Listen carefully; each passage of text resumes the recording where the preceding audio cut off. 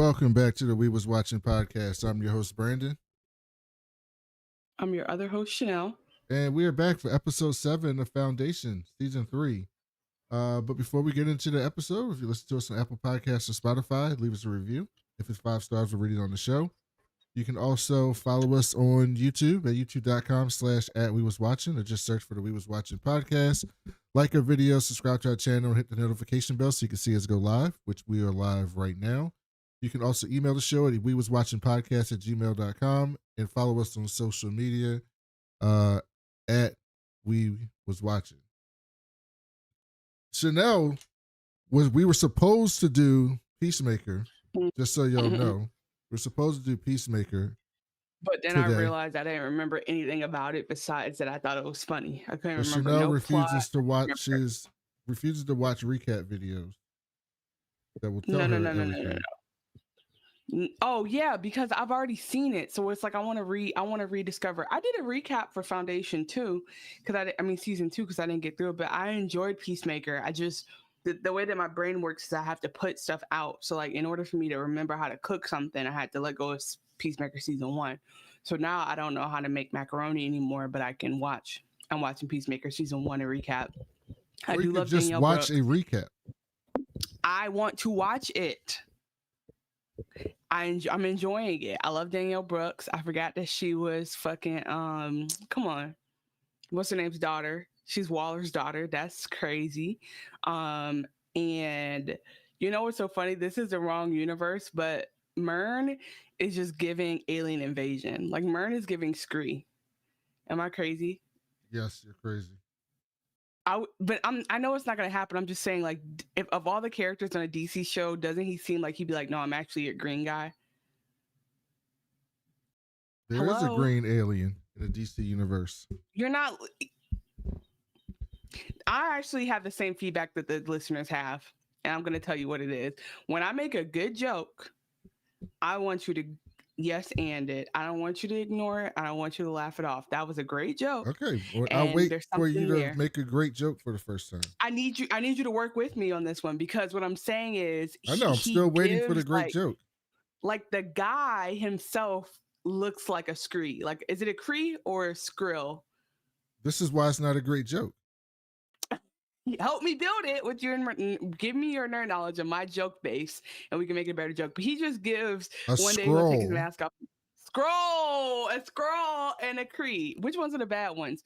One of them is supposed to be bad, but they're actually the good ones. Neither of them are good nor bad. They're both both.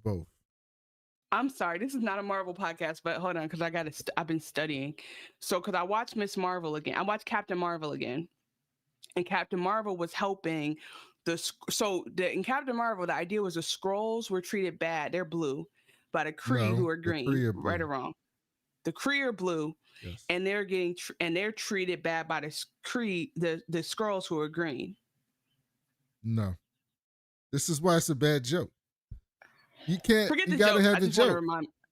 Okay, so the Kree, they're not good or bad. They're in a war. But in Captain Marvel, they're in a war, and Captain Marvel is led to believe somebody's led to believe that the green are the bad guy and the blue are the little guy. They're the David and Goliath, right? Like that's the idea. No, in the Captain Marvel, the Skrulls were displaced and sent away, and that's why they ended up coming to Earth. Skrulls are displaced, and Skrulls were green. Yes. But that's the point. The point is that in the movie, in the beginning, they make you think the Skrulls are the bad guy. That's what I'm trying to say. They're both bad guys. People are the bad guys. That's why No, but they make you think in the movie, the narrative is that the Skrull are the bad guy and the Kree are the little guy. And so as she's going through it, she actually helps the Skrull because she's like, oh shit, y'all are actually just a family. Like literally the Skrulls are, I'm seeing it now. It's a metaphor for immigration. It's a metaphor for immigration. So we're led to believe the Skrulls, who are actually Mexicans, are bad. But then they go to find them and they're like, oh, it's just a family trying to just figure it out. They're just trying to reunite. Yeah, but they're not bad or good. They're both right. But the point was that there was a narrative that the Skrull was bad, that the Kree took advantage of to get Captain Marvel to be on their side. And then she didn't want to help the Skrulls who were green. Let's just say green, because that's how I remember them. She didn't want to help the green Skrulls because she was like, oh, y'all are supposed to be bad, but they weren't. They were just going through or whatever. Later on, in Alien Invasion, which I haven't seen yet, apparently, because the thing is, the Skrulls can turn into people. Secret Invasion. Yes. That's what. Okay, so the joke was fucked up from the beginning because I was calling it the wrong thing. I'm realizing that now. Okay, so the green Skrulls are allowed to pretend to be people. Like they can fuse into whoever. Shapeshift really well, like really, really good, like Alan the Alien. And so because of that, Alan the Alien doesn't shapeshift. Fuck, who's the one in Invincible? That's who's the one in Invincible? The Martian shapeshifts. Martian shapeshifting. He calls himself shapeshifter. What does he call himself? Which is a allegory to the DC green alien Martian Manhunter, who's a shapeshifter. But what does he call himself? That ties it all together. And Invincible to make it seem like he's not a Martian. Smith. Say Jake again? Smith. Smith. Okay, thank you, Smith. Okay, that was a random aside. I'm gonna confuse you even more because I just brought in a third universe that has nothing to do with this. So anyway. I have remembered that now, and I think the Skrull will come back later in my Marvel watch. We're not here to talk about Marvel, so I'm going to come back to the DC show we're here to talk about, which we're not here to talk about Peacemaker. We're not even talking about that yet. I brought it up because I'm just trying to say the actor looks like an alien, and that was the point of the joke. But the good news is, if you're listening to this, you're now no longer confused. And if I made you mad, stay with us because I do know I will have some more sense when it comes to Foundation, because that at least is the human race. I'm not gonna confuse those. I might get other stuff confused. I won't get. They do got robots, and I'm not confused. They have one robot. I can keep her straight. And so the good news is I will be less confused as we move forward. I also wanted to share, because of my Marvel rewatch, I'm in the middle of Jessica Jones season 1 right now, and Jessica Jones is also about what? Jessica Jones is great. That was my favorite series. It's not that good. Do you know what it's about? Do you remember what it's about? That's your favorite series of all the series? Of all the Netflix series, yeah. Jessica Jones is great. Jessica Jones is middle. Jessica Jones is middle. Purple Man. But what is her villain?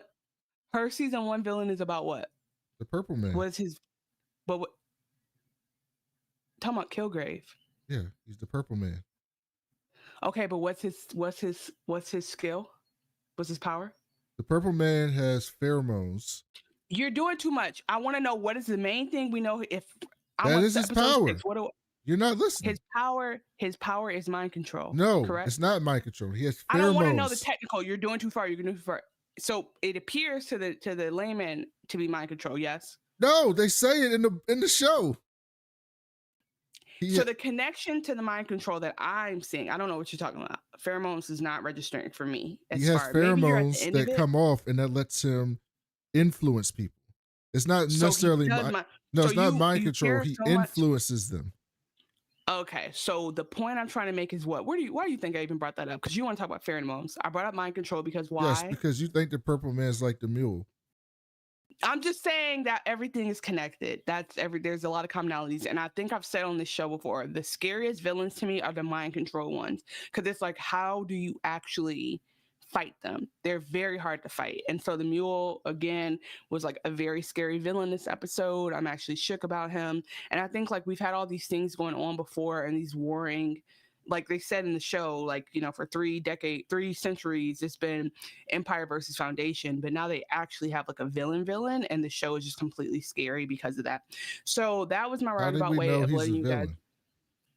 I think he's a villain. I mean, I think he's a villain, but it's kind of like how even every terrorist has an origin story. Like, does that, because we did XYZ, does that make it even hurt less when people kill people as a result of that in our country? Like, I don't know that the people who lost people on a certain day care that we killed those other people before, because usually that's not how people think. It doesn't minimize anything. But that's not what I said. I wouldn't say the Mule is fighting the power, isn't he? Isn't that what he's doing? No. Because, and I think the point is, that's why peace is the only answer. Because when you try to fight back, you become what you want to be. you what you don't want to be. The other parallel I'm seeing here, it was feeling very Star Wars-ish. It was feeling very Andor, and I think that is. I'm not gonna go into like how the shows are similar. It's just like the concepts to Very me much. are very similar, and so especially like just literally the feel of the opening of this episode was very similar to the Andor opening of the last season. So, Absolutely. um, very cool. No, What else do I want to tell 100%. you guys before we jump in? Like Brandon said, we're doing this out of order because I did not finish my rewatch of Peacemaker, but I am caught up on Foundation, so we did that today, and I am potentially this weekend going to see Highest to Lowest, and I've heard a lot of really bad reviews about it, so I'm not happy about that. And have you seen Weapons yet? No, of course not. No, of course not. I haven't been anywhere. See, you haven't been anywhere, but I'm supposed to remember Scree versus Kroll versus. Cree and Scroll. I'm supposed to remember that. Cree, not Scree. You sound like my mother-in-law. I took just her want to you to the pick- basketball game to see the Dallas Mhm. Wings, and she calls them the Flings. The Flings aren't playing well. The Flings.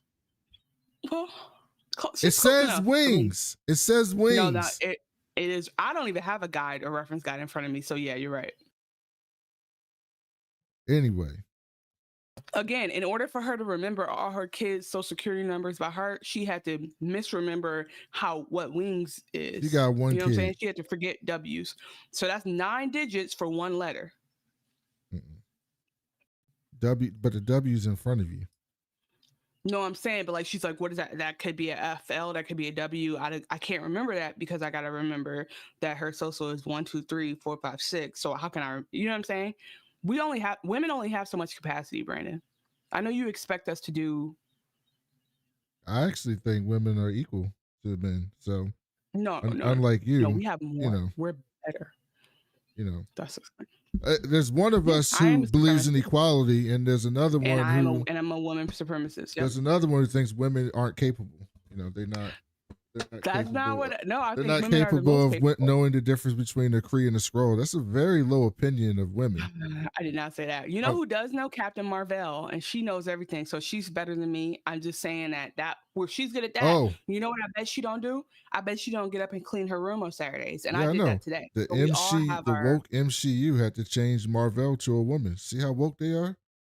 You see Captain that? Marvel was a man? Yeah, Marvel in the comic books. Shit. Marvel didn't have a thing. Marvel in the comic books is one of the most memorable not powerful, memorable characters because they killed him in the 70s. In the late 70s, they killed him. And he's the only comic book Uncle Ben, him, there's like 4 comic book characters that actually died and never came back. And you know how Marvel died? Yeah, they definitely killed off Uncle. Oh, wait, no, you didn't. Oh, we talking about Marvel. Yep. You know how Marvel died? Cancer.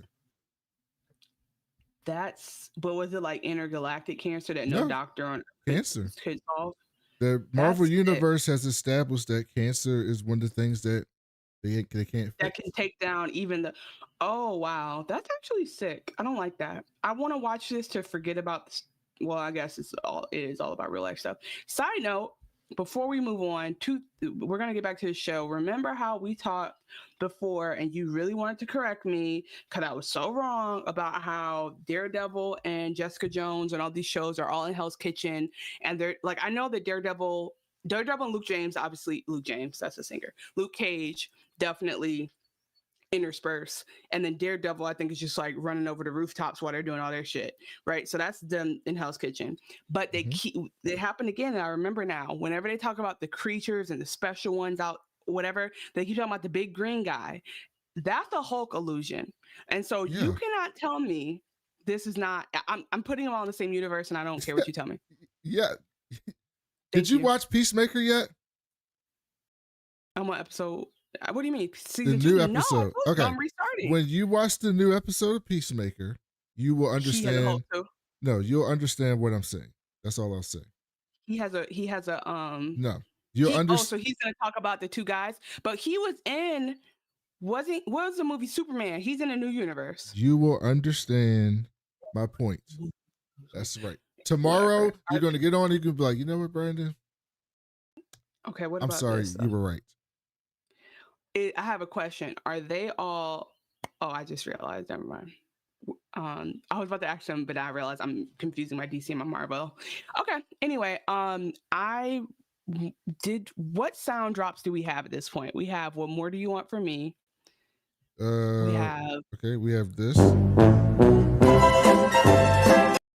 And we have this. Very good. Very good. You know something?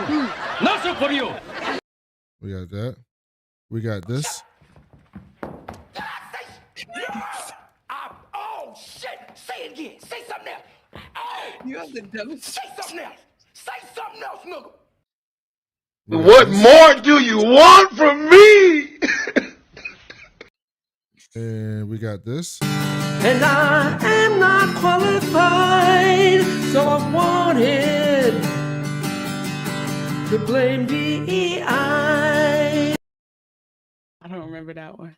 And we got this. Time to converse with you broke niggas. Ain't got time to converse.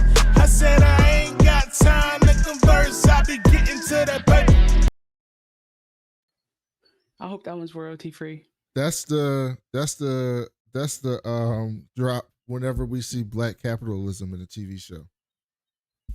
Got it. Okay.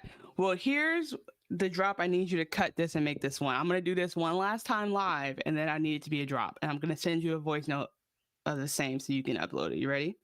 I'm ready. Ask Lil Wayne who the 5-star bitches. Okay.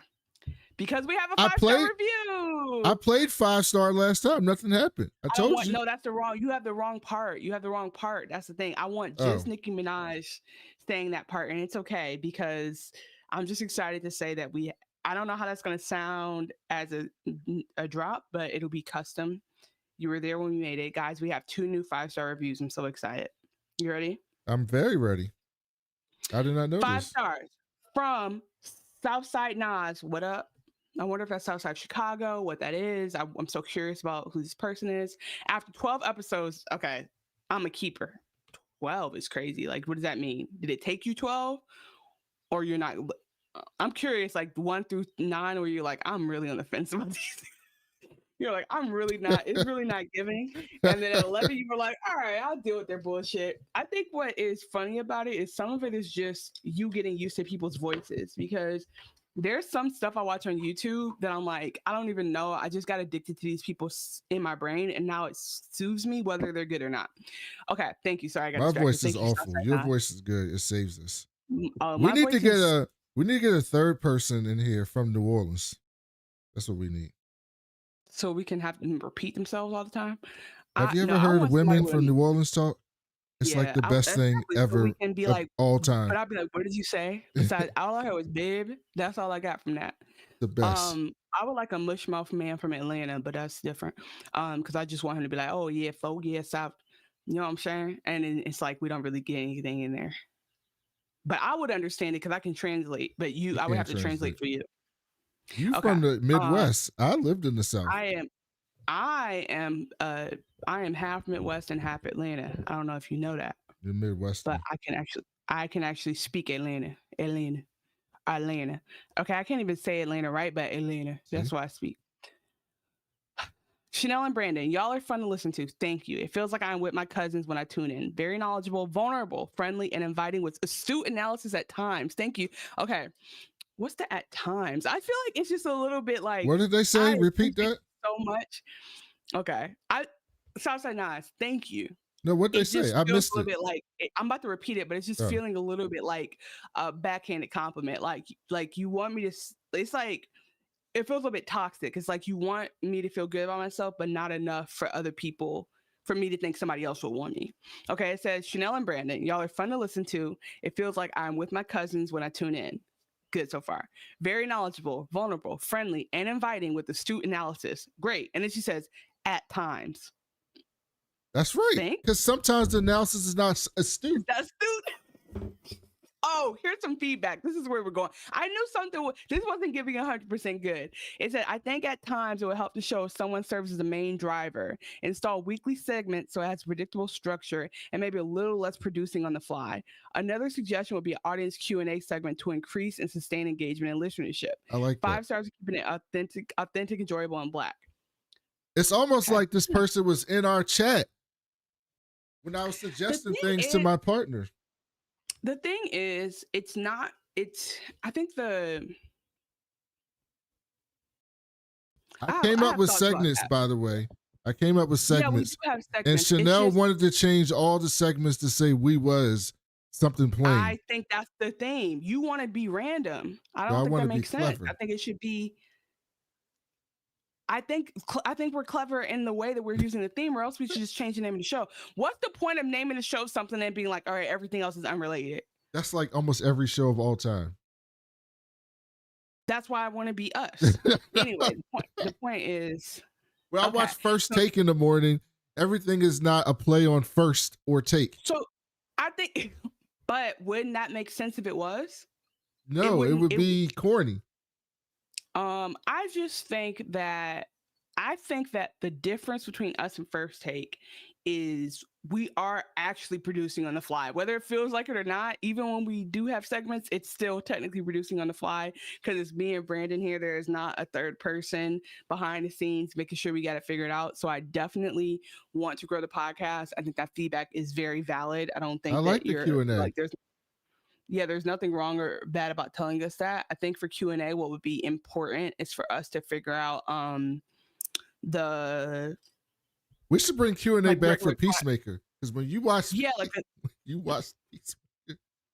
You think I can't wait. But I just think in general, what we need, we're trying to get into a uniform recording time. So we've been doing Sunday night streams. Like that's not necessarily bad. We can make that work. I'm being all inside baseball now. Like we try to figure out the best nights. Pacemaker comes out on Thursdays.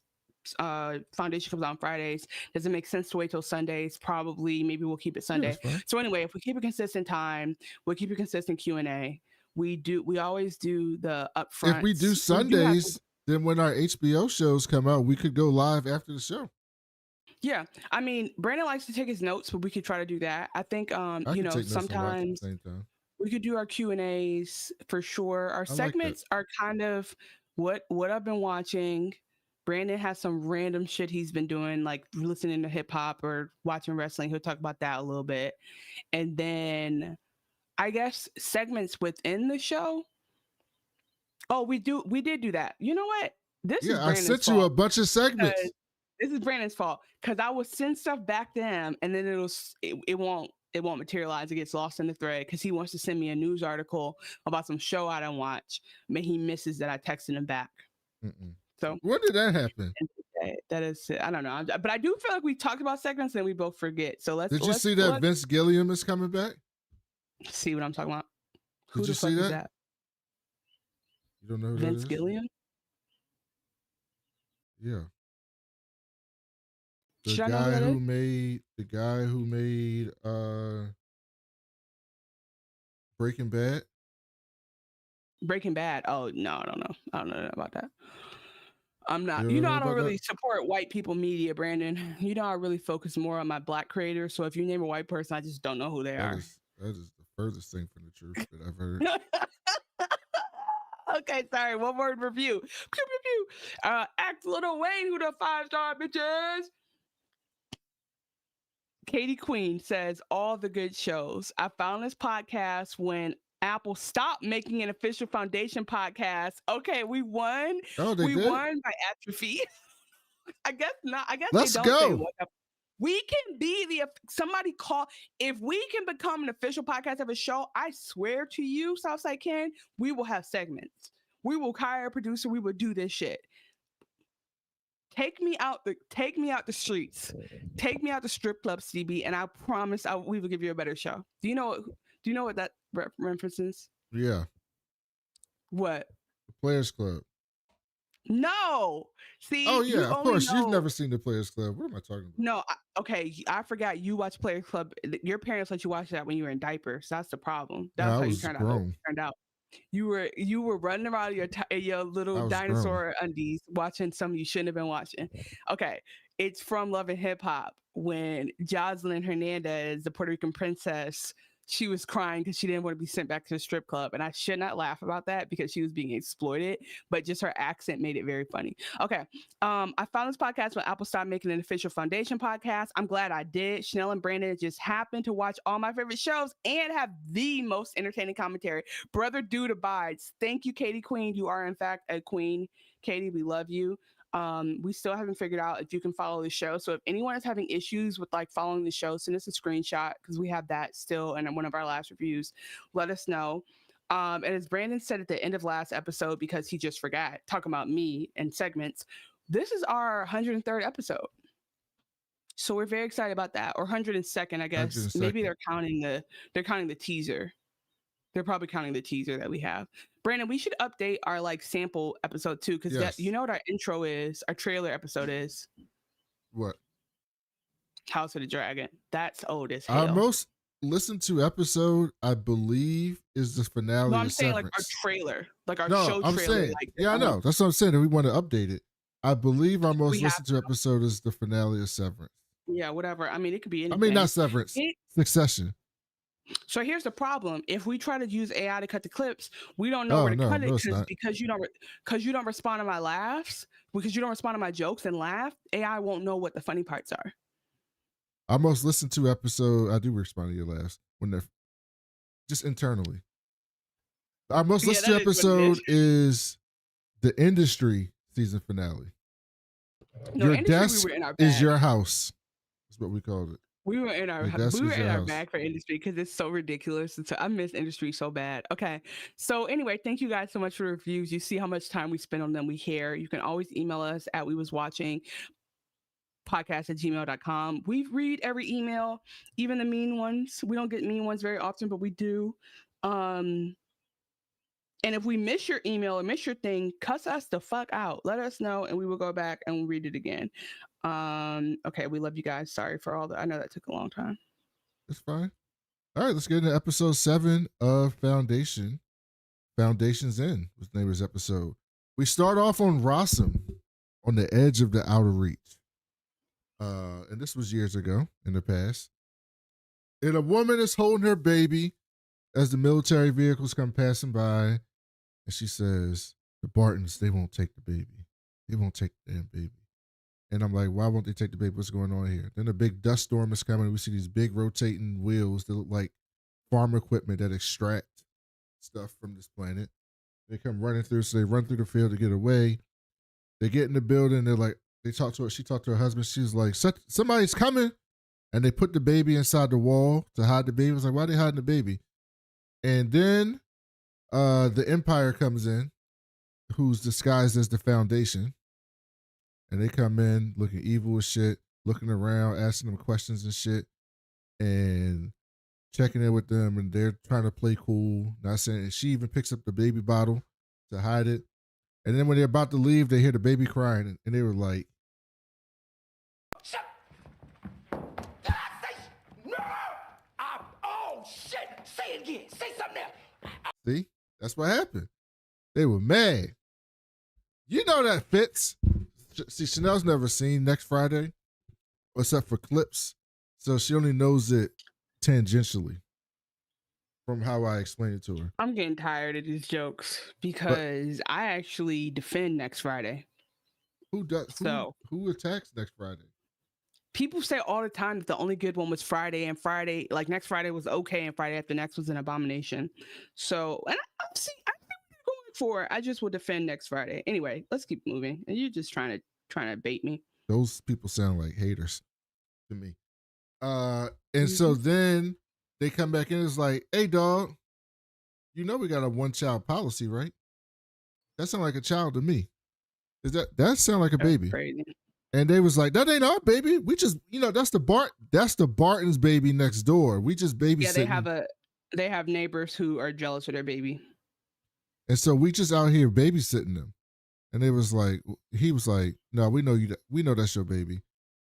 But, I'm in a good mood today. So we'll be back in 30 days. Make sure you only got one baby. And this is the Mule's backstory.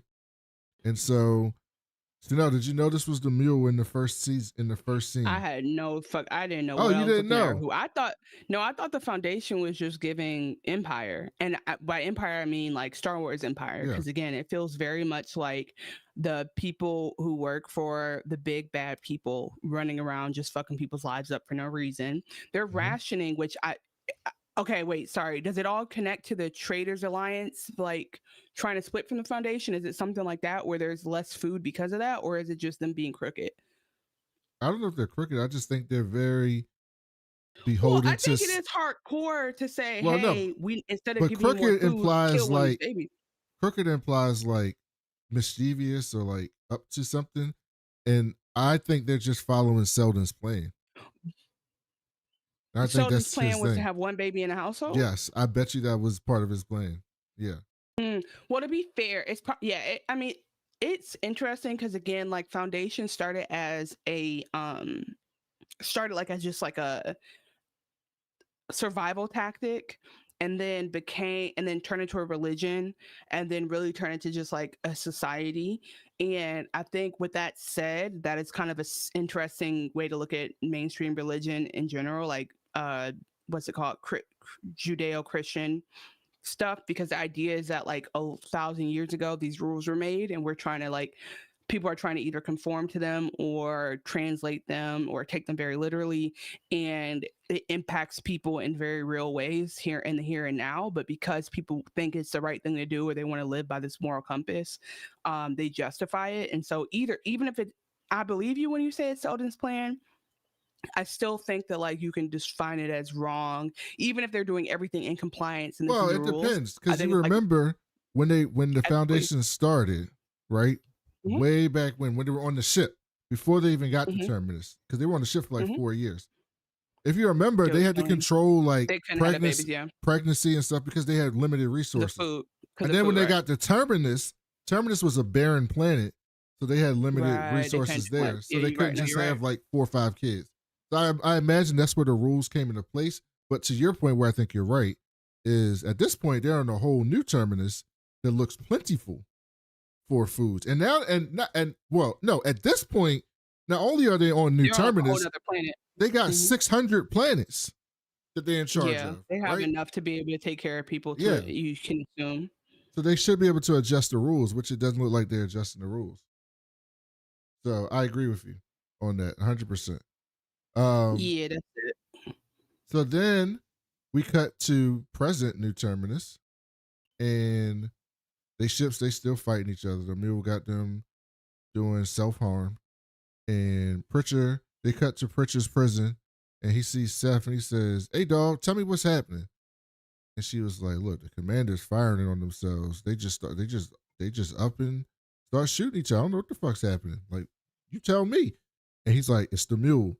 And he goes, "I'm the only person who can stop this. You gotta let me out." She was like, "All right then, bruh," and closed the door and walked away. Mind you, I don't know that he would have stopped it all at that point, but I do know that he is the one who they need to let up out of pen. Mm-hmm. Like they probably should free my boy. So then the military is firing it on their own people. Capital ships firing it on regular fighters. The military walking through the streets shooting people. Toran and carrying Bayta through the city. And he gets her to somewhat of safety. Then he looks What through the happened window. to her? She got fucked up by the Knoll field.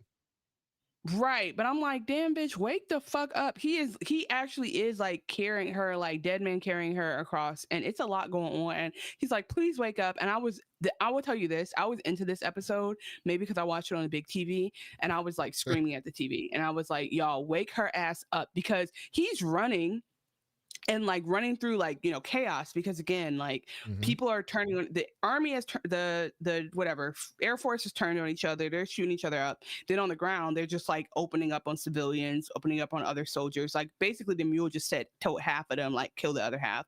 And so he's running for his life. He runs by a mother with a baby. The mother gets shot point blank in the head. He don't even think, let me grab the baby just in case. He goes, well, and keeps on running. Like there's chaos happening. So he just gets to a point where he's like, I can only carry Bayta so quickly, and like we're all in danger. So eventually he makes it to the ship, but it's like very extremely super duper chaotic and violent out there. It's giving Andor. It's giving Andor in the end when they laid siege to the planet to do the operation, whatever the It fuck. was very much like that. Absolutely. That's a good callback. So then we go to train I know, tour. thank you. I told you I'm on this. I see what you're too lasered in with the details. I see the big picture. Yeah, I know. You got I'm making up connections. I'm a conspiracy theorist with these shows, basically. You got a third eye. I see it right there on your forehead. Right there. I do have a third eye. Thank you. Like Doctor Strange. Very aware. I'm highly aware. I'll take it. I like that. Okay, side note, my friend, I posted, remember when you said I was late to the Doomsday cast? I posted and my friend was like, what the fuck? I'm so confused. I'm like, what? She's like, how can I recast RDJ? And I was like, well, they killed him. So he comes back. She goes, but I like the other guy. And I realized she thought Robert Downey Jr. was coming back to play Doctor Strange because they were talking about the doctor. I was like, no, Dr. Doom. She goes, oh, okay, we resolved it. Because she really was like, how are they just going to switch out actor B for actor A after they killed off actor A? And I was like, that's actually a decent point if they were doing that. They're goatee bros. So What's then up? in the books, they both had the same goatee. Doctor Strange. Oh, goatee. I thought you said something else. Yeah. They are goatee bros. You can't do that. So then we go to train tour, and it's a bunch of the council people and clerks and people like, hey, Dusk, like what the fuck you finna do? Like, what's happening here? Like, if they take over the Foundation's whisper ships, they can be here in a minute. Yeah. And Dusk is like in a trance, and he comes out the trance, and he's like, I don't even know if he's in a trance. He's just like, man, fuck all this. He's really just he was getting irritated. He was giving, please go away from me with this, Apollo. Well, he snapped out when somebody was like, where's Lady Demerzel? And then he goes, all right, send pros to New Terminus, get this other thing set up, and I'm finna go and talk to these other people to get these things going. So I was like, all right. So he goes into the other room, and that's where Ambassador Quint is from the Foundation. And she's like, she's watching the news. Man, she's like, damn, how is my network going to cover this? And they see it getting all fucked up. Then the transmission goes out, and Dusk basically tells her, like, look, dog, like, New Terminus, that ain't your home no more. They can't protect you. I can protect you. You can stay here in the palace with me. We good. And just come with me and I'll keep you safe. So she walks with him. So then we go back to New Terminus. The Black Tongue lands. The mule comes out strapped up, ready to go. Oh my God, this pissed me off so freaking bad. Mary Ember comes in and just bends the knee. Right to him. He goes, my lord. And he's like, I'm thinking, okay, damn, did they get him already? Because then his homegirl, the warden is like, all right, bet. And this other dude is like, what the fuck? Like, are y'all under control already? Like, let's fight. And literally, so I was wondering, like, is he under control? I actually think Ember is just a bitch. Okay, bitch is not a good word to use. That's not I don't want to call weak men that, because that's not what I think that word means. He's being very, I don't want to use the other word for it either. I mean, that's a good word. But it's not, I don't like using these female words for connotations of like negative things for men. So I would just, because like, use the word how it's supposed to be used for women. So I would say he was being he was being a punk. He's being a punk. And so instead of him straight up, like even saying anything, he just literally bends the knee immediately. He's like, welcome back, King. And then his homegirl is like, yeah, we got you. And so this third guy is like, are y'all fucking serious? Like, I don't know if y'all are under control, if y'all are just pussy ass or whatever, but we're going to fight back. And she goes, I think not. The warden shoots him in the head from behind and basically goes, nobody's fighting back. And if y'all try to fight back, I'm gonna kill you first. And I was just like, what? Yeah. That's how she's choosing to do you think that? Control. Yes.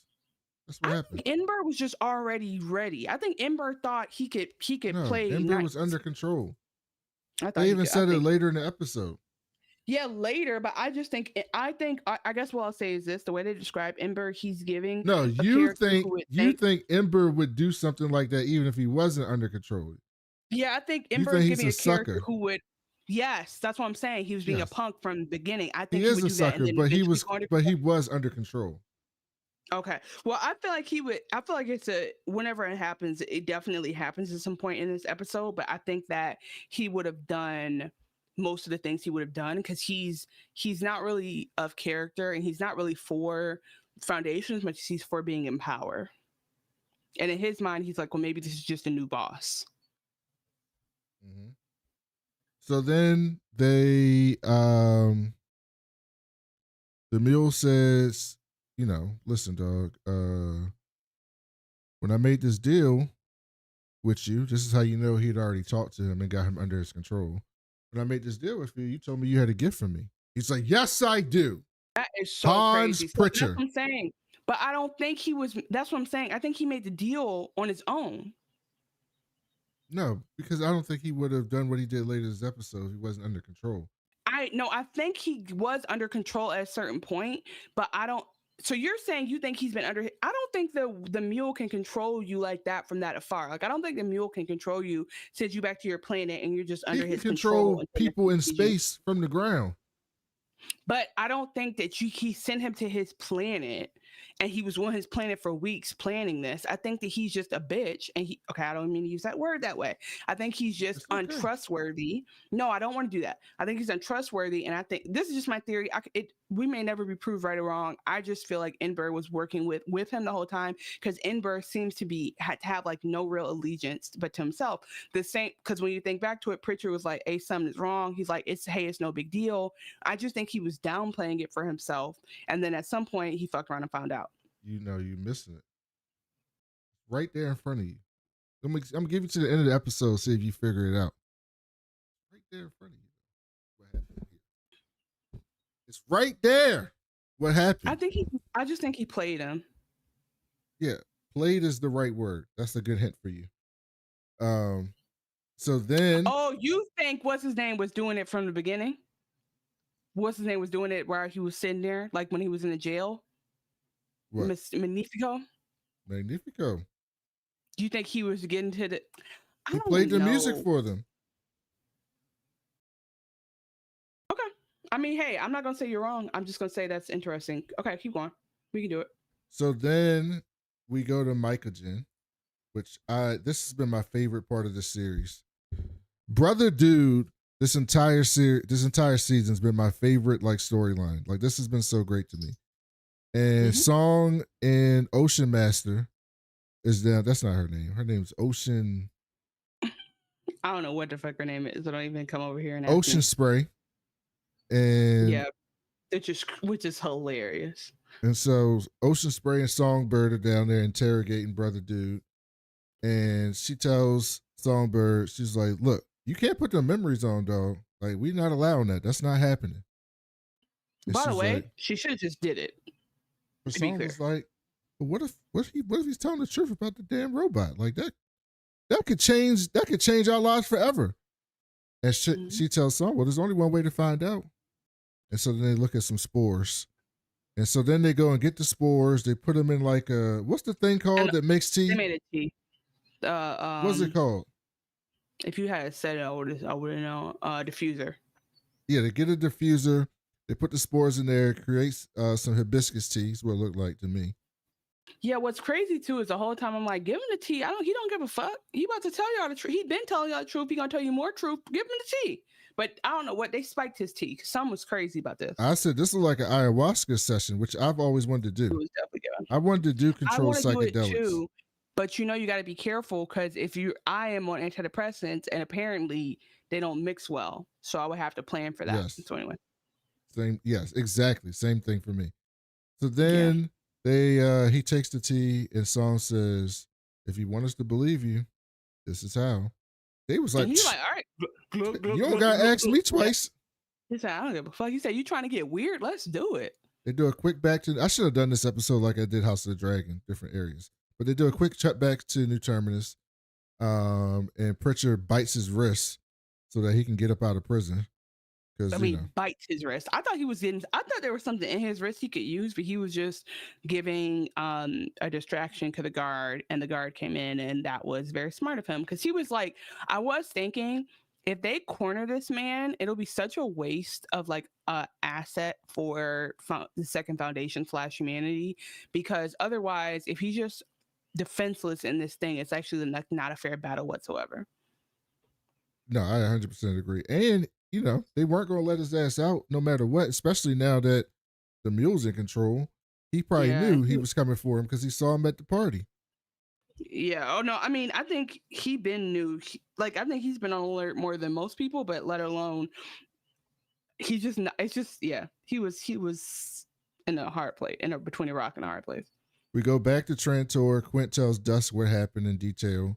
The commanders firing on each other and capital ships taking over. And she was like, and that was, after that happened, that was the last transmission we got. And Dusk is like, that's so sad. But why don't you eat this good ass steak I just gave you? Like this, we got this. This is the finest Wagyu steak. All right. We imported it from the cow planet. Like it's the best you can have. Go ahead and eat that shit. And to be fair though, he's like, I think Dusk's whole thing is he never believed this was two things. He never believed this was really all it was trumped up to be, even with what he's seeing. He's probably seen he's seen the most out of anybody besides Demerzel. So he's like, come on, y'all. And secondly, he knows that he has a end all be all option at the end of the day. So he's like, yeah, why let this food go to waste? Because people are dying, Kim. Like, go ahead and eat it, and then we could talk about your feelings. And she said, I don't really feel like eating when my planet getting destroyed. It don't feel right. And she was like, by the way, where the fuck are your brothers at? And he was like, Day fled the palace. He ain't coming back. And Dawn, I think something bad happened to Dawn. And Quint was like, so you've been going through some shit too? Like, why don't we talk to each other about this shit? Like, we supposed to be here for each other. And then Capilla shows up to bring some joy to the situation. They all kind of laugh at Capilla's running around the table, and he gives Capilla some steak. So then they cut back to Brother Day in Song's crib, and Brother Dude was like, bro, I've been doing these spores for like a year now. Like, this ain't shit to me. When this supposed to kick in? And Ocean Master was basically like, I'm going to ask you some questions, and you need to answer these questions.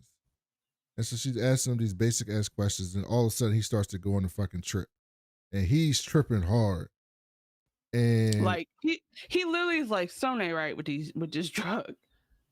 He's like imagining himself somewhere. Then he's like inside the tea, like in the water of the teapot. And then he's like back on Trantor, and he's talking to that mural that we've been seeing this entire series. And the mural version of Demerzel's talking to him. And she's like, why do you hate me? Like, what the fuck did I do to you? Like, why do you hate me? And he's like, because you're trash. That's why. And she's like, I'm not trash. Because you're a clanker. Do you know that's like the trendy slur for robots? that's No, I didn't know that. I didn't know they were the clankers. Clanker TikTok. I thought it was toasters. Oh, maybe they're. I mean, you know, slurs be having different dialects, but I've seen clanker dialogue lately. And Demerzel's like, bro, think about your past. And he starts dreaming about Demerzel reading him bedtime stories and talking to him. And I mean, yeah, that is his mama in a way. And he's like, I wasn't born, I was made. She's like, that's all you want is a belly button? I can give you a belly button. Is that all you want? Like, all you gotta do is say the word. I'll hit you with the belly button. We good. By the way, so this part is where I texted you because like the graphics of how they have her, it's like claymation damn near. It's like 2D and they make it 3D and it's very cool and artistic. And I was like, that's what my dreams are like. My dreams are terrifying. And so I'm like, I was terrifying. Like, this is, yeah, I had like a dream last night where I was like, who would, like, this shouldn't happen. I was like, my brain is cleansing itself out of something because I'm seeing shapes and hearing sounds. And anyway, that's the moment I texted you because I was like, this is actually very too much. He starts remembering them fucking up the genetic drift. And she's like, are we worse than the ones before? Are you mad? She's like, no, I'm not mad. And he was like, all right, and then. It's interesting too. They show him like as a kid, and then he's messing up, but then they show Brother Dude as the Day, which wouldn't be the person having the dream, but like he speaks to himself as Dusk, I guess. And so the like there's just a look of real disappointment on Day's face when this brother dude as Dawn messes up like the dinner time ritual. And it's interesting how like all three of them have genetic drift and all three of them have very different reactions to it, basically. It's just very, I just think like it shows they're finally three different people.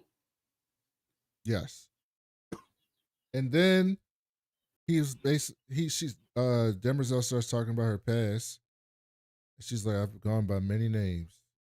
And she confirms Daniil. Daniil confirmed. What was Daniil again? I don't remember. Daniil is the robot from the Foundation books and the robot books. So if you remember last week, I told you they didn't have the rights to the robots. So the robot story, there's a whole robot set of books story. And then there's a Foundation story. And then Asimov brought them together later in his life. And so the robot that lasts throughout the robot stories and the Foundation is Daniil, was a male presenting robot. And he was, and she even, Demerzel even says this a couple episodes ago. It was like, that like she's female presenting now, but she wasn't always. Daniil was a male presenting robot. He was like a partner to like a police officer. She goes all the way back to Earth. So Demerzel used to live on Earth before this expansion and everything. Like she's that old. And so I didn't read the books, but I've read stuff. I've heard things about the books. And my understanding is that Daniil is like the robot that lives forever. And that's so I mean, it would make sense. It would be weird to like randomly make up a whole nother robot just to confuse people. But they didn't get the rights to any of this till this season, which is why we didn't hear any of this about the robot laws and stuff until now. So now they can set it up. Yeah, I mean, I thought it was definitely interesting because we're getting like it is really an ayahuasca trip because it's making him think about okay, you hate her, but does hating her reflect hating her or hating yourself and the conditions you have her under? Because like, why is she even here? And so he finally has to grapple with that. He starts asking her, what does freedom look like for you? And she's like, I don't got time to think about that shit. Like, I got a purpose here. And he goes, no, like, if you were, I know you don't want to think about it, but if you were to leave, what would you do? He's basically like, would you stay with the, and honestly, because it's messed up to think about it like this, but it's like, this is a child in 1849 getting tucked in by a tired ass black woman and being like, if we freed you, would you still come care for me, Miss Maybelline? And her being like, hell I would burn this house to the ground with you in it. But being like, no, it's okay, go to sleep. That's literally what it's giving. It's giving like, if you were not enslaved, would you choose to live in, like, no, I would not choose to live in your back house and shit outdoors and be whipped if I don't come when you call me. No, I would not choose. I would not forgive that and move on. I think the show's trying to tell us the Demerzel thing is more complex than that because that's very straightforward and obvious. But I think Demerzel, I think she's in conflict with herself because I think she does care for the Cleons, but she does not know how much that care is her programming or that she has come to care for them, right? Because in season 2, because you didn't watch the whole thing, there's a whole episode on Demerzel's backstory. They give her whole backstory. And Demerzel had been captured by a previous king and locked away. So not Cleon, not Cleon the first, but like one of the previous kings, and locked away for thousands of years. Cleon stumbles as a kid into this part of the palace that he wasn't supposed to be at and finds Demerzel there, just locked down there. And his whole life, that's like his best friend. He's like talking to her, he goes down there, all the stuff, until he gets to Dusk Age. And when he gets to Dusk Age, at first he brings her back together.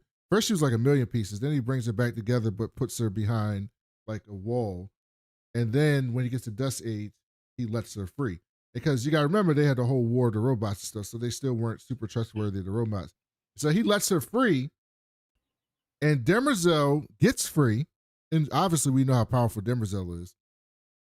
She could have snapped his neck like that before he could have even reacted. Like Cleon would have been dead. Demerzel's free, walking throughout the world, being a free robot. Instead, Ex Machina.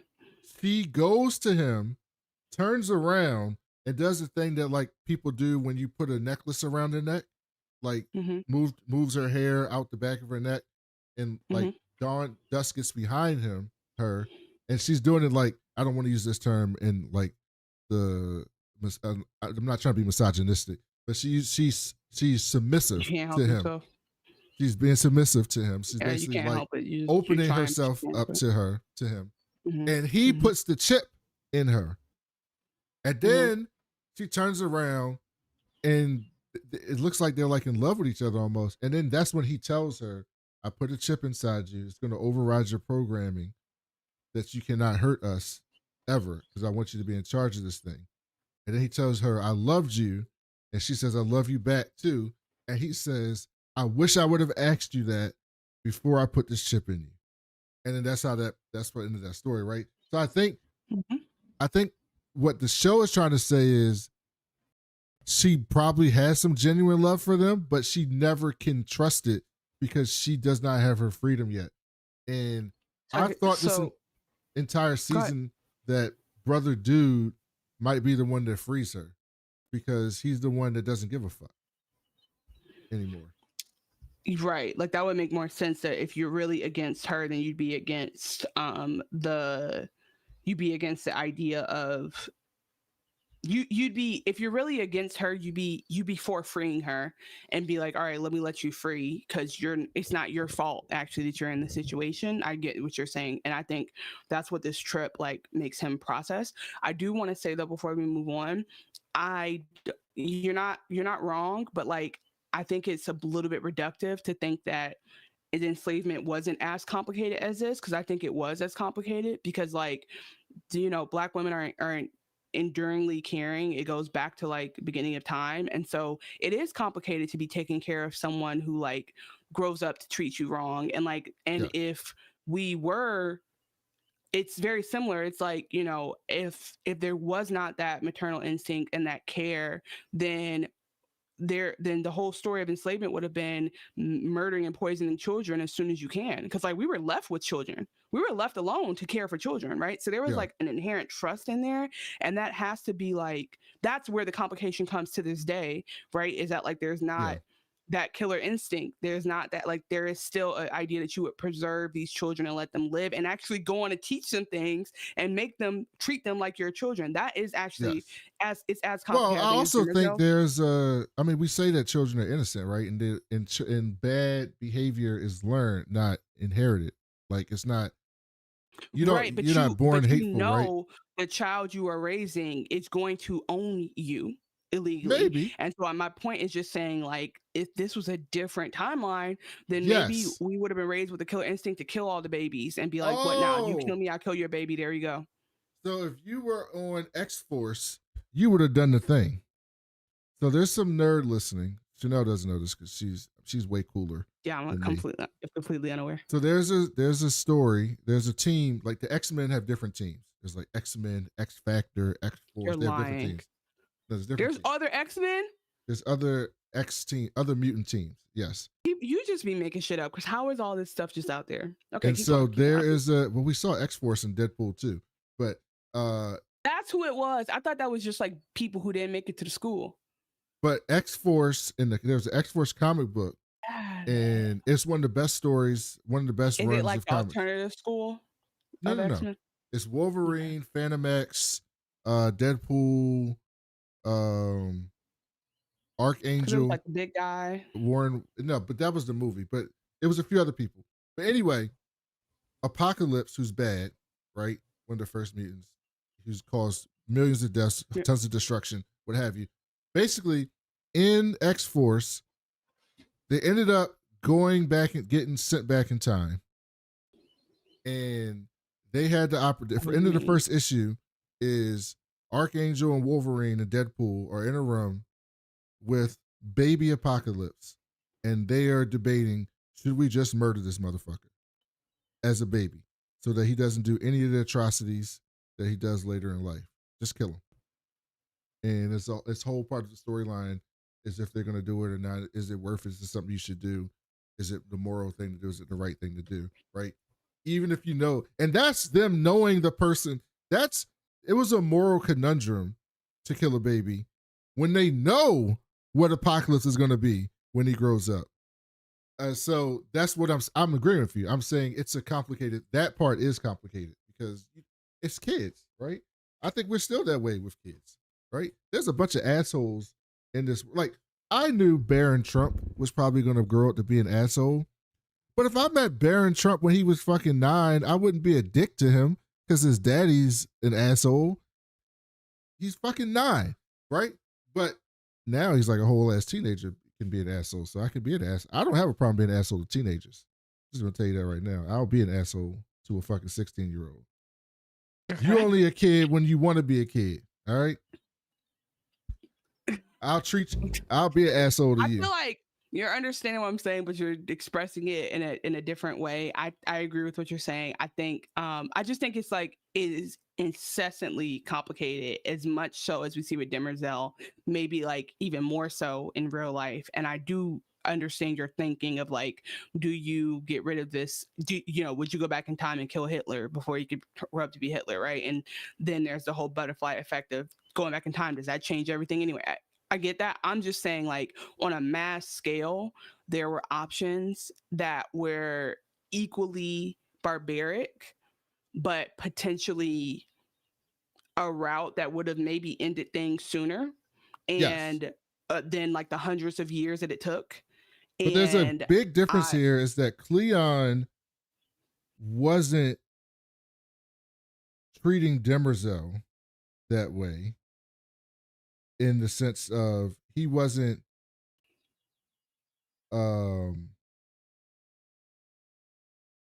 there was like a war, right? There was like a robot war, right? So it was kind of like, it's kind of like what we should have done to the South, right? Like we should have, when we had the Civil War, we should have like fucked them up, at least, like, or put at the very least about enslavement and human trafficking. Yeah. Or at the very least, this was wrong. At the very least, touch laws. You motherfuckers can't touch laws for at least 20 years. No, at the very least, enslaved all. I mean, not enslaved, imprisoned all the owners, or like what they. I mean, at the very least, let them do some time. Yeah, at the very least, time for a minute and sit and think about it. I mean, Nazi Germany, when that fell, had the Hague. They put everyone in prison, or they just killed them. Just murdered them, the worst ones. But my thing is this. By the way, they're working on a Hague movie, and all the old famous guys are in it. But I talk about this all the time. Like, there was never a reckoning for slavery, and therefore there was never a reckoning for mass enslavement and human trafficking of African descendants. And I say that because we talk about slavery and we call our ancestors slaves, and that's so redundant. It was literally human trafficking at the largest scale, and then it turned into racism and all this other shit. I don't care which one came first. And then it ended, and we were like, so that's awkward. I guess you're gonna go back to work and I'm gonna go back to working for you, but now you have to pay me 10 cents. Like, what the fuck? Like, that was not a solution. Yes, that's exactly what happened. The institution of slavery, yeah. To relate that to this, there was a war in the context of this world. So the humans are obviously skeptical of the robots because they can fuck them up anytime they want to. And so Cleon, the episode was very interesting because like the whole time Cleon is like getting closer and closer to letting her go. First she was cut into like 50 pieces. Then he wouldn't talk to her. Then he starts talking to her. Then he puts her back together. Then he gives her space to walk around and gives her stuff to do. And then he lets her free. It was like a progression to get that trust that I'm going to let you go. But then he ruins that trust instantly by putting the thing in her. And I think the whole point of this story is, which ties us back to where we are now, is would Demerzel still be Demerzel if he hadn't put that thing in her chip, putting that chip in her? Because the way they presented it is that she loved him and probably would have done this anyway, which I think is a more interesting debate. Not more interesting, but another interesting debate is like, would people still do the things they do if they weren't obligated to do them, right? So like, would people still work if you didn't have to work. I think people would still work, right? Like in Star Trek, they still got people who work in restaurants and do shit, right? Even though they don't have to, because that's what they want to do. And so I'm very interested with that, because what did Demerzel say she would do, Chanel? She was like, I'm gonna go find me a couple baby daddies. We're gonna have some more Demerzels around here. I'm about to make all the kids. And baby Dawn was like, oh, so you want to be a mom? And he was like, we not good enough for you? Well, she is a mom. Being our mama? She is a mom. But she want to have her own. She wants to be a bio mom. Yeah, a bio mom. That's the right word. Yep. So then we cut back to Trantor. Dust tells Quint, well, listen. Yeah, I just, the last thing I would say is like, this is where, you know, we're trying to make these differences about real life, but the truth is, in real life, you could take that metaphor to say, if Demerzel was freed and said, you know what, I want to fuck you up, but I'm just so happy to be free. All I'm about to do from now on is dance and eat and chill and have a good ass time. And then Cleon's like, I bet you Demerzel wants to get back at us. And Demerzel's like, no, I actually just want to go. Like, can you just let me make some money and Cleon's like, oh, Demerzel, I'm coming after her before she gets me. And Demerzel's like, please stop being obsessed with me. I have moved on. I've forgiven you. Let's let it be. That's bringing that metaphor to what we experience today. Like, just let us make our music and talk how we talk and make our money, and we'll be fine. That's actually a perfect analogy. That's exactly what. And we don't even got superpowers. And we're not even super powerful like Demerzel. Like, you understand that, like, I have access to the Second Amendment as well. If I was obsessed about that, I'd be obsessed about it. I'm not thinking about it. I'm just trying to, all I want to do today is get a workout in and go to a comedy show and do my podcast. You know what I mean? I'm not obsessed. But some people are obsessed with the idea that the whole administration we're dealing with right now is like all fueled by this idea that the South has to rise again so the North doesn't kill it for good. And it's like the North is literally just trying to have good medical schools. We're not thinking about y'all. Okay, keep going. So then Dust tells Quint, you got a place here forever. And who'd have thought?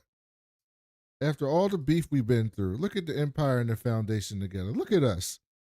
I mean, again, because they actually have a enemy. Like, they have a formidable enemy now.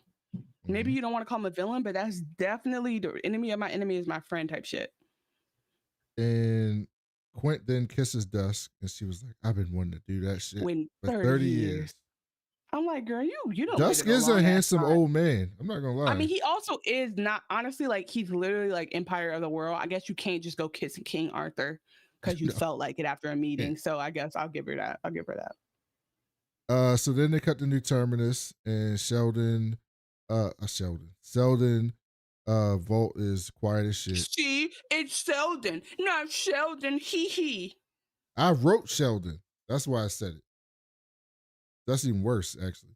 Inver says Pritchard knew he was a threat before, talking about the Mule, knew that Mule was a threat before anyone else. And Pritchard tries to shoot him. No, by the way, whoa. Excuse me. Sorry. Before we move forward, what happens is, because I don't do my boy like this. He's basically like, all right, show me. I think he senses he's there or whatever. And the Mule is like, this is so perfect. He's like, I was looking for this motherfucker who came and found me first. And you're telling me you have him locked up on the planet I just captured? He literally is like, there is a God. That's what his joke is like, there is a God. So he go find him. And Pritchard had done that thing before with his arm so that he could knock out or kill the guy holding him captive. And he dresses him up like him. So, and I think he actually does metallics to make it look like him from the back, because when they all approach, they see that it's actually the Asian dude. And then Pritchard comes in and he has a nice, clean, open shot, and the gun jams. And I think the gun did jam. That's not what happened. The Mule did it. No, the guns. This is actually something that would be really cool in real life, to be honest. The guns can only be fired by the person it's assigned to. So if I got you a gun, it's Chanel's gun. If someone were to steal that gun or get their hands on that gun, they couldn't fire it. Only Chanel could fire it. So he should have cut off the man's fingers. Yes. If he really wanted it to work. Damn. Okay. Well, sucks because he had like we could have all been all right. Let's wrap this up and see you next season. So then the mule laughs. He's like, ha ha. And while he runs away, and Pritchard hops into the ship, and the mule's like, where'd he go? Where'd he jump to? And his boy was like, he ain't jumped nowhere. He went to the planet. I don't know what he up to. And the mule's like, that's he didn't interesting. Run away? And we see Toran get Crazy. Bayta back in the ship. He puts her But in again, like. by the way, the idea that he's either going to attribute this to him, or this is going to be how he finds out there's a second foundation, because in his mind, he's never met anybody who sees what he can do and then still stands up to him or doesn't run. So that's going to trigger him to think like, why the fuck would he feel so empowered, even if he wants to be a hero? So I think that might be what like leads to it, because clearly like again, the clues are there. He already knew about you. He came looking for you. Like it's gonna, and then he knows about Gaal. It's gonna give secret society. Toran puts Bayta in the medical bay, and the ship's like, you want some ice? It's like, bitch, I don't want no fucking ice. I want you to fix my wife. And he's like, well, calm down, Sweetie? brother. We already. Sweetie? What? Is that the thing? Name thing? What's the name is that the of name? the ship? No, it is Sweetie, something like that. Something? It's like Sweetie. Yeah. And he's Sweetie's like, hey, y'all had a rough night, huh? The ship's like, calm down, bro. I already put the protocols in. Like she's getting better as we speak. Yeah, and no, then, he goes, Beta's hurt, and the ship is like badly, real bad. Uncle Randu rolls in. He's like, oh, thank God, Uncle Randu. He's like, hey dog, look, why don't you come with me? You know what I mean? Because the mule, he ain't what you think he is. Like, he fighting the power. He one of us. Let's go be with him. And Toran's like, oh, he got you. And Randy was like, I would have felt like this anyway. That's the problem, is like when people do agree with him, which will happen, it's hard to understand like if they're being mind controlled or not, because you're like, bro, this nigga can't do mind control. So therefore I can never know if this was actually of your own volition. And he said, like, just go out there. Let's come quietly. We'll get taken care of and we'll be good. And Toran was like, oh, this is how I know the mule got you, because my uncle wouldn't do nothing quietly. That's real. But secondly, it's also like, I understand you think he's fighting the power, but his means and whoever he has turned into from that original mission is different. And there's no reasonable expectation he'll let you be yourself and not mind control you forever from now on. Mm-hmm. And then the people bust in, and he's like, chill out. I'm with the mule. Grab them. And so they go and grab Bayta, and Toran switches. He's fighting. Toran is fighting. Toran's doing his thing, baby. He's Toran's fighting. He sneaks into the evacuation pod and is like, I'm sorry, Uncle Randu. And it's this really emotional scene, and he ejects out of there, and then somebody shoots Randu right in the head. Yeah, because so first of all, Toran is like, bruh, I'd rather take my chances out there with Brother Dawn floating around than fuck around and be his slave. Because I think he's already sensed it. And the thing is, Toran said what nobody else besides Pritchard would say. I've looked into this man's eyes and he is pure evil. That's what Toran says. He's like, bro, this is not a person we can work with, or I don't care what his original mission is. Like where he's at right now, he is not a good guy, and I don't want to work with him. So he escapes, like you said. And I think the bottom line is like, yeah, the mule will make a deal with you and then turn around and kill. The mule makes deals with you, as we see in a second, and then turns around and kills you. So like whatever Randu thought was stupid, but Randu was telling him, no, come back, not take me with you. And that's where Randu is like, bro, you're lost. Then we see Dusk and Quint, and I said, Chanel would be happy. We got old people sex. We didn't. Old people sex would be seeing him smacking ass and gripping hair. We saw the aftermath. I'm not interested in that. I want to see sex scenes, not because I want to see sex scenes, because I want to see equality on screen. Old people have sex too. I mean, I might still skip the scene, but I want it to exist. No, I'm not talking about that. I know something that you don't know.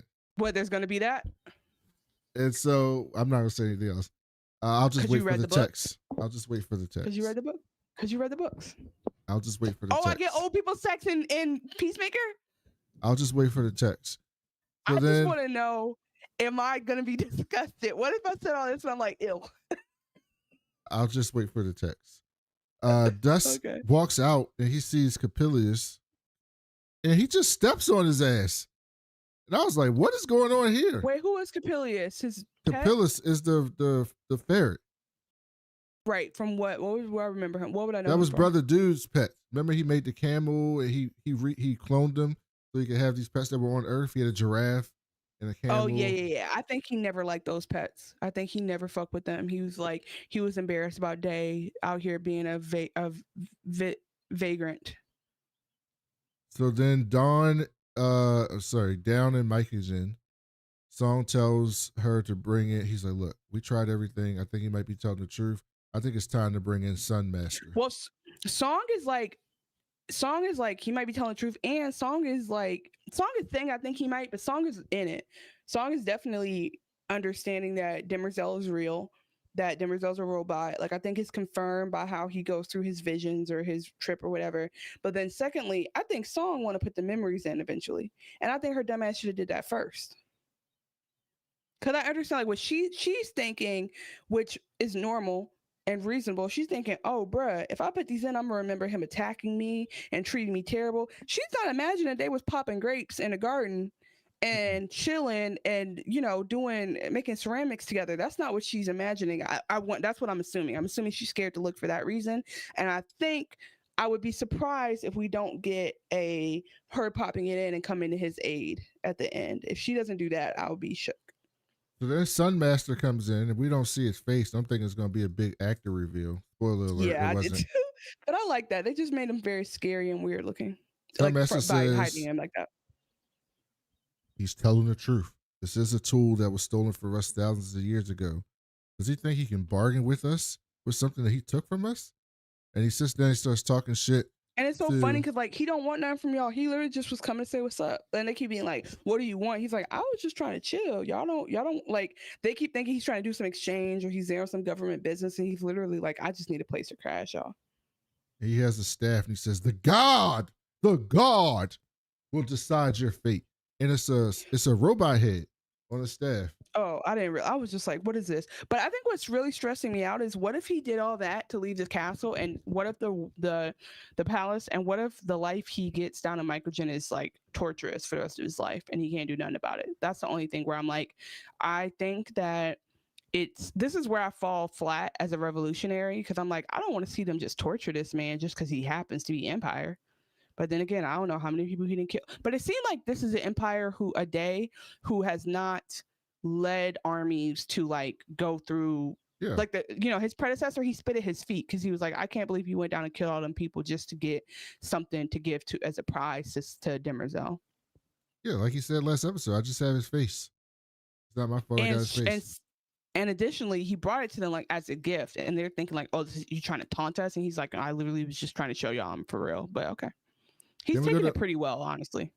We go to Mayor Ember's office, and the Mule is disappointed. He's like, I'm disappointed. He's like, why? Because I'm afraid I'm going to have to ask you to drown yourself.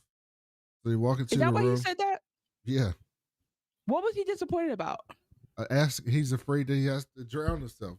Oh. No, I thought, no. He was disappointed by the office. He thought it would be bigger or something like that, he said. Yeah, that's why I'm like, he was like disappointed, and he's like, all right, so as a result of being disappointed, yep, go drown yourself. And this is what I wanted to also say. This little girl who's playing the fuck out of this little Arya Second Coming, this actress is killing it, one. And two, does she have therapy on set?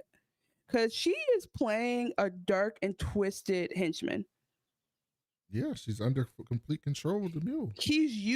I'm saying, but does the actress in real life have mental health care? Because he's using her as obviously, like I know he's mind control, whatever, but this is still like somebody's 9-year-old daughter pretending to be the one who happily gives a man the news that he needs to drown himself and then smiling when he does it. Steph is in the back looking in disgust. Bye-bye, Ember. He drowns himself. She shook. Literally. She shook, bro. Mule walks up to Steph and was like, because that's like me sitting here watching you, like somebody make you eat Herbie's head. Yes. Should be like, Brandon? And he says, oh, now that that's over, can you tell me why Pritchard didn't run? And Steph was like, because he's a soldier. He ain't about that life. No, she's like, she said, I guess you could say he is about that life. You could say it either way. She's like, he ain't never ran from a nigga, and he ain't about to pick today to start running. He's that guy. And he said, come see about him. He said, I'm not going no fucking where. This is my house. All the variations of black things you could say. He said, I wish you would follow me down here. Just so y'all know, Chanel just called Brandon T. Jackson a duffel bag boy. Okay, first of all, Brandon P. Bell. Brandon T. Jackson is that's the a one from different Tropic Thunder. Yeah, it's Brandon T. Jackson went to and also, I think I told you this fun fact. We went to the same high school. I've seen him around town. In Detroit. And Brandon T. I've seen him at the movie theaters, for real. And we were like, hey. And he was like, hey. This is a long time ago. I think he's back in LA now. But anyway, I hope Brandon T. Jackson's having a good day. What up, though? And for Brandon P. Bell, please call me if you see this. He has to have a team that's just scouring. Please, when you guys are looking for a new official Foundation podcast, please tell him I just have some questions for him. It's going to be a really simple interview. Then we go back. I bet it would. And then we go back. The Mule says it's a bad way to go, drowning. Then we go back to the past on Rossum. And the boy looks out the window and sees his parents arguing about some shit. And the dad, they go on a trip. And he's playing in the water. And the dad's like, this is a better place than ever. And he starts chasing them. And the little boy's like, oh, shit. And he grabs him. And he's like, get in there and drown yourself. Get in there. Okay, so wait, hold on, pause. Because when they were thinking about it, so again, if you haven't remembered, because this shit went back a while, this shit started in the beginning. They told them, oh, y'all got 2 kids? It's not a problem. Because y'all know we do mass deletion, which I guess it's like the baby's fully born and we still abort it. I don't know. But they're like, yeah, look, so we're just going to tell y'all this right now. Y'all got 2 kids now. When we come back tomorrow, y'all gonna have 1 kid. What's that? Delete. Huh? Yeet? Delete. Yes. That's. You don't get it. It's from wrestling. Oh, okay. Thank you. Because I'm like, thank you. You said master deletion. That's why you have to, mass deletion was what they said. But that's why you got to watch the podcast so you can see Brandon do gestures that I don't understand and you can see my faces. But okay, so listen, so they say that. And I'm like, I know they're fucking lying. And then 2, as I think about it, I'm like, here's the type of math they're about to do. They're going to do the math of, well, at least he's got to see 8 years. At least he got to go through puberty. They're like, he's already had an erection. He's had a wet dream before. He's lived enough life. He knows what sweets tastes like. He can speak English. And he can't even run that fast from the people. So honestly, I think we should kill the first kid, because he's seen enough. And let's let the baby. That's interesting math, though. Because the other math could be he's old enough to understand what's happening to him and the choices that our parents are making, and the baby wouldn't know nothing happened. What you're saying that in the sense of like the baby will. I think it's worse that he understands.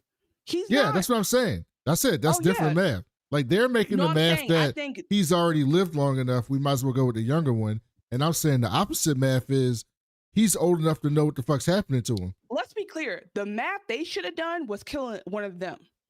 The math they should have done was we will sacrifice ourselves because I would not kill my fucking kid either way. That's the math they should have did if they was really going to do the Foundation Empire math. Look, see? Oh, wow, you found it. I always got you. On the fly producing. Left. Yep, okay. Yeah, we produce on the fly. See, you wouldn't get this if we were a structured show. If we were 2 by the book, Brandon would be like, oh, I can't break protocol. I can't pull this. That's the deletion. Why he got rogue hairstyle from the original X-Men? That's because his character was called Broken Matt Hardy. He had been broken. Poor guy.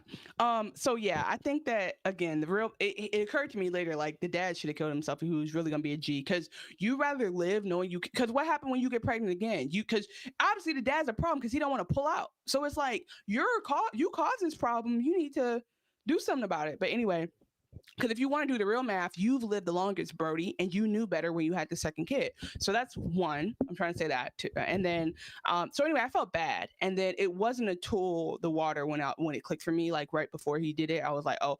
But I think the other clue they give you is the mule just made Inbert. Well, I mean, I saw that after the fact, but because I don't think all white people look alike. I know you do sometimes get confused, but so then the third thing though is right after Inbert drowned, he goes, "That's a hell of a way to go." And then we see this boy about to drown, and I was like, "Oh, I get it." So all that to say, I mean, I get it when I get it. Okay, you can't judge me for that.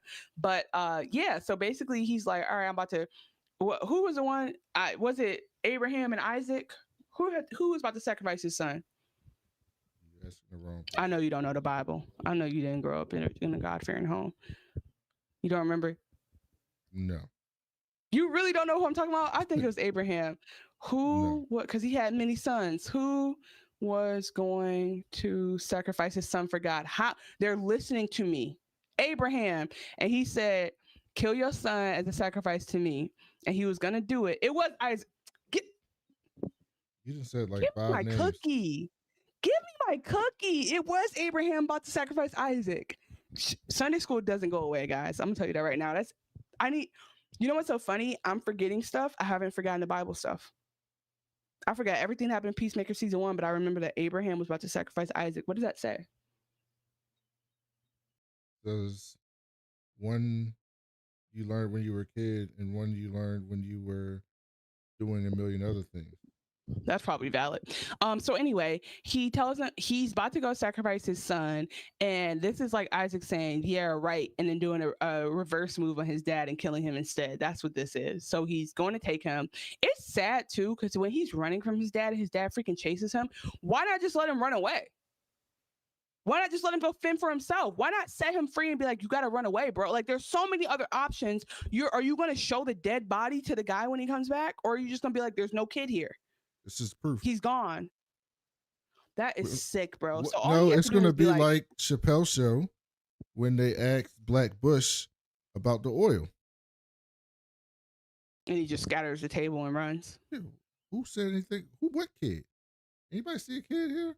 That's what I'm saying. Like, that's kid we got. Because the thing is, what they said was, we're only going to give you enough food for 3 people. So again, it's like, it's up to them if they let their kids starve. But if you come back and the kid's not here, it's like, I guess he's not here. All right, we'll go back. Anyway, the point I'm trying to make is, we did understand that Foundation has gotten to a place of being like Empire, where they are enforcing rules. And Empire of this show, Empire of whatever you think of when you think of Empire, like big bad guys, government, because they're have laws that have taken the people completely out of them. And the whole point is for people to prosper.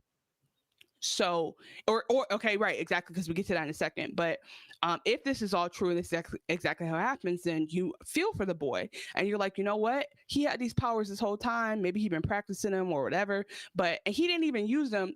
Actually, I take it back. Everybody's an asshole here besides the baby. Because if the mule had them powers, why didn't the mule tell them guys, you only see one kid? He didn't have the powers. You think he got the powers right there? Yes, they did the X gene thing, right? Like with the X-Men. No, I don't think so. Yeah, you think it got sparked? With the mutants, their whole thing is that the gene is dormant in them, and a traumatic event makes the powers come out. I hear you. That's what that was. Most X-Men, after their dormant power comes out, how do they react? Some fucked up shit happens. Like, no, how do they react in that exact moment? The first time they blast somebody or a spider web comes out of their wrist in an inexplicable way, what do they do? Some of them become bad guys. That exact moment after they use their powers the first time, what's their general attitude? It depends. It's different people. Different with different people. Okay. So the majority react in a... He was in shock, and then his mama came, and then he was like, "Oh, you going too?" No, he wasn't. That's what I'm saying. He wasn't in shock. He put his daddy down. He said, "You like it down there, don't you?" And then his mama came and he said, "Why are you mad? He likes it. You like it too." He don't have to tell them all. He's adding on all this stuff. that is showing me a level of control of your powers or knowledge of your powers, because I understand being like, oh, actually, I want your ass to drown. And then I understand being like, oh shit, I can't believe I'm drowning my dad, even though he, like most kids. But maybe that's how his when they're powers doing works. that, He has to like. why are you giving him? Okay, what's very likely is that he knew he had some type of power. He didn't use it to make the people forget about the baby. He didn't use it to make his parents do anything differently. He used it then. So I could see the whole shocked, like ex-mutant gene thing, but the way that he immediately took to it, I see him being shocked and still That's killing fair. his mom. Well, we But I don't know if don't he's see telling the him- truth. We don't know if he's a reliable narrator. Right. We're just going here in this instance. I see all that to say that if he had these powers and knew about them and did not, and this is a true story, and he did not use them to save his brother or his parents in the beginning by making the people forget he was there, then he's an asshole. If he just found out right then and there and immediately goes into like, well, you enjoy yourself, enjoy drowning, he's an asshole. Because he could have did it in a way that doesn't make you feel like you're enjoying your death, which I think is like, in a weird way is sympathetic and a weird way is vindictive. It's like at the same time. That's all I was trying to get to. Like, I'm agreeing with you. that's I'm what's saying the way it was portrayed in his story, because we find out that this is him telling his story to Harry Seldon. The way it was portrayed in his story was that his powers manifested in that moment. But Seldon comes out. potentially. No, that's what they were telling us in that story. But I'm saying we just don't know. Like, yes, but we didn't hear him say, and for the first time ever, somehow I did blah blah blah. We don't know if he's been practicing it around town. Right. and this is No, the that's first what I was time about it to say. But Seldon comes out and says, it's a funny thing, the truth, right? And so what I'm saying is you might be right in that his story is not true. And the story is that he's always had those powers and he chose to use them that way in that moment because he had that opportunity. What I'm saying, I agree with you. I'm nitpicking, but I'm saying it's implied that it was the first time, but he might not be lying about that. I'm just saying either way, he chose an option that actually at first I was sympathetic, and now that we process it together, I'm like, no, he actually is wrong for how he reacted or how he didn't use his time. Either he reacted in a way that was cruel immediately, which is kind of extra. He didn't have to do that. Or he delayed in reacting by not helping out earlier. And either way, he's an asshole. But I do understand what he did, and I would have definitely killed my daddy. I don't know that I would have killed my mama like that. I hate that I said it like that. If I were him, I would definitely have, as that character, done the same thing to the father character. But I don't know if he had to do it to his mom. But I get it in this context. Typical sexist woman wants to hurt the dad. Dads never get any appreciation. The dad's the one who was drowning. Dads never get any appreciation. Dads are always You're the ones thought less of. Right. Abraham, Isaac should have popped up and said, No Dad, one thank you cares for about always listening Father's to what Day, God but tells you. Mother's Thank you Day, for being every God-fearing. restaurant in the city is sold Thank you out. for caring about God. Every restaurant and every reservation is sold out for Mother's Day. what? Father's Day, I could walk No. in to any place. You know why?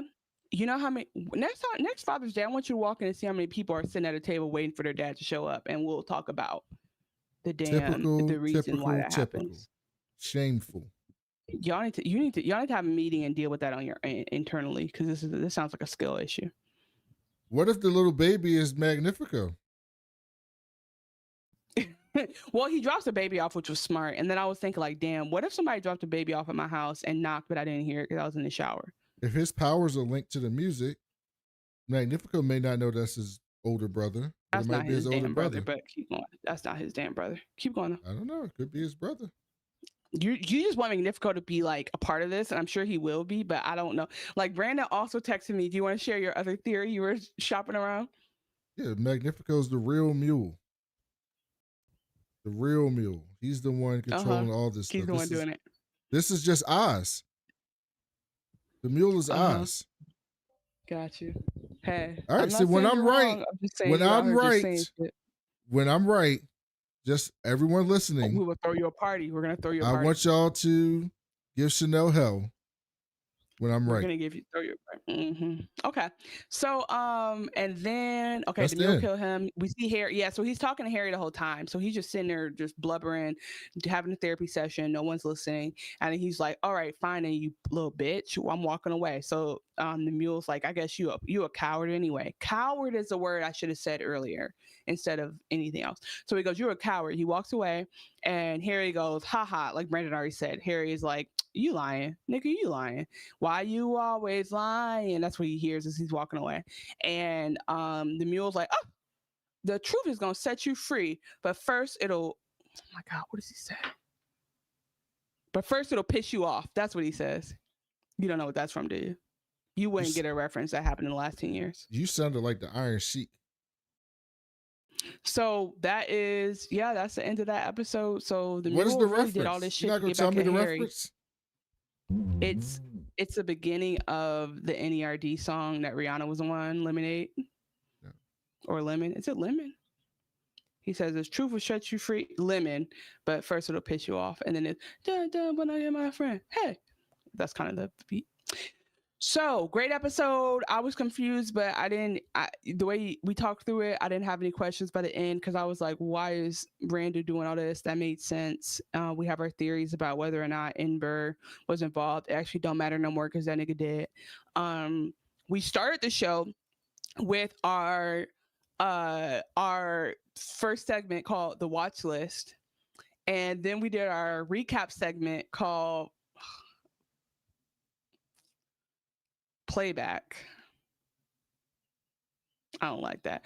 We did our recap segment. We was foundation. We was founding. We was empire. We did our recap segment, which for foundation is called We Was Empiring. And then we're doing our ending credits. But before we go, we're gonna do our superlative section called was there a Nina Brown moment in this? I'm reading your text, by the way. These are your ideas, so you can shake your head if you want to. This is verbatim what Brandon wants. You are scattering them all around. I'm not. I'm recapping because we didn't say it beforehand. So it started with the watch list, which is a pre-planned segment that everyone knows we planned and we named it ahead of time. We just forgot to say it. And then we did a recap, which you know is happening, and we're calling that none of these three things. I don't like it. We're calling it we was empiring. And then if you give me one I'll give you the rest of these. And then now we do our superlatives that we do every episode since 100 episodes, where we always end with this very organized segment. So does anyone get a Nino Brown speech award? Demerzel. Yeah, Demerzel had her little catchphrase. Demerzel was definitely giving like, why you hate me so bad? Why you hate me so bad? Why you hate me so bad? So she got that. She got our earworm award. Earworm award is our new award in the superlative section for somebody who has a good catchphrase. What was the messiest moment of this episode? I feel like it was Toran getting Bayta snatched and running away. No. I mean, I don't think he's running away. I think he's just saving himself. What do you think it was? Dusk and Quint. Yeah, okay, that was juicy. Her that was people very juicy. Is still under attack. Oh yeah, you like what are we talking about? Yeah, like that whole globe is red and there's a lot of friendly fire, and she's like, well, honestly, I've been wanting to do this for 30 years, so they can wait. Who caught a fade? Capillus definitely. Capillus got the boot. Okay, that is crazy. He stomped out a mammal, bro. Stomping through a mammal. They even showed him afterwards with like his chest hanging out. Yeah, he put a boot through him. That's insane. Okay, and then not you again. So here come the Mule. It's like, not you again, nigga. Ember can get the not you again award, because I'm like, I know you're not out here. You supposed to be running shit and you kowtow immediately. That is fucked up. Okay, great. That was our superlative segment, which we do every episode, and it's very well produced. Thank you so much. It was my idea. Any other thoughts before we wrap this up, Brandon? Oh wow, yep. That actually was, because my ideas were, you know what? As far as Q&A, my ideas were, man, the only people listening to this are people who actually enjoy listening to us talk, because we were given a lot of context, and I think that's okay. I wanted to do we was most memorable, or we was messy. I think that makes sense. Like, who we was messy. Let's talk about the moment. Anywho, let's wrap this up. Any other thoughts or things you want to share, Brandon? No, this was a great episode. We have 8, 9, and 10, so 3 episodes left. So we're coming down the stretch. The stretch run We of have 8, this. 9, and 10. We have Peacemaker coming up tomorrow in theory. And then by next week I'll be able to give y'all a Love Island reunion take. So I know you guys can't wait for that. I enjoyed this How's episode. that show still going? It's done, but it happens every summer. It's done, and they're going to do the reunion because there was so much mess this season, and so many people talking shit after they got off the island. Thank you so much. Thank you for the 5-star reviews. Please go like us on Spotify if that's where you're listening, or Apple Podcasts, or follow us and like us, subscribe to us wherever. YouTube really matters. We're at like 330 something. We love that. We want to get to 500 subscribers so that we can being monetized. So what that means is click over to your other email, subscribe there, and then click back over to the one you pay for premium on. We appreciate it so much. Share it with a friend. Tell a friend, hey, you don't even gotta listen to this shit. Just press like and subscribe for me, please. Thank you. Love you. Appreciate you.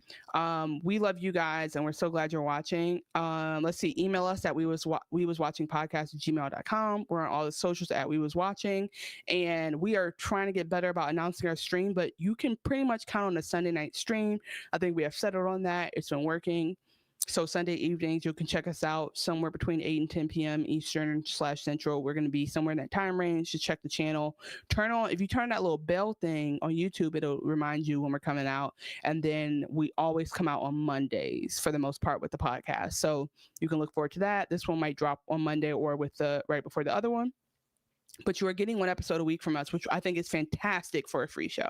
I think it is superb for a free show.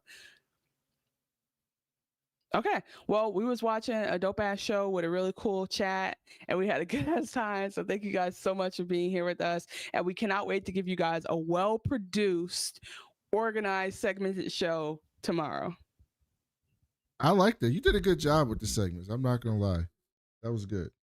Thanks. Can you make bumpers or something for them? Yeah, but I won't have that by tomorrow. But yes, I can do that. Well, yeah, like frames or something different. I literally just I feel like it's just a little text that says, it don't have to be none, just a little text. Is a bumper a sound? Is that why that sounds like a lot? No, I know what you mean, but I have to make. No, by tomorrow is a lot. Yeah, no, I get that. But I think maybe a little ding dong. I could do a jingle. I could do a sound bite there's a sound for the segment. Yeah, let's do a sound. And then I sent you the voice note for you to do. Let's see if it came out okay.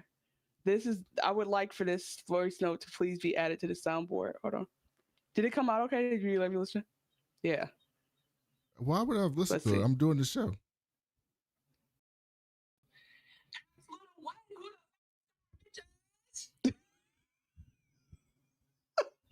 Bye, guys. Come back tomorrow for Peacemaker.